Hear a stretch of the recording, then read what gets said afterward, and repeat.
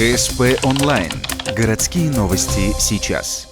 В воскресенье 15:00 универсальный спортивный комплекс «Чемпионат города по мини-футболу». Играют команды высшей лиги «Газпром-Трансгаз Ухта» против Ярикского «Шахтера». В первом кругу турнира со счетом 2-0 победили газовики. Их соперники жаждут реванша. Сложность в том, что матч для газпромовцев решающий. В случае победы сегодня им будет достаточно получить 4 очка в 2 оставшихся играх. Мы знаем соперника очень давно. Все понимают, и они, и мы, что лезть нельзя вперед большими силами. Можно провалиться и получить сразу не один гол. Из-за этого была осторожная тактика. Осторожность не приносит ожидаемых дивидендов. В первом тайме «Газпрому» удается дважды прорвать оборону соперника. Отличились Олег Стельнов и Игорь Плюснин.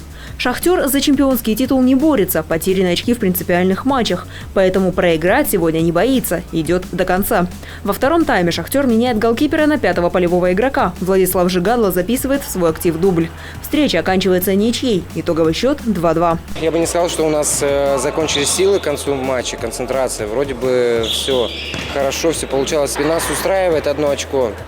Никуда не стали лететь и зарабатывать 3, потому что можно в таком случае и без 1 очка остаться. Сегодняшний матч называют репетицией. Уже через неделю команды встретятся вновь, но уже в рамках мини-футбольной лиги Севера. Самая важная игра в золотом финале. Кто окажется лучше, узнаем 7 февраля.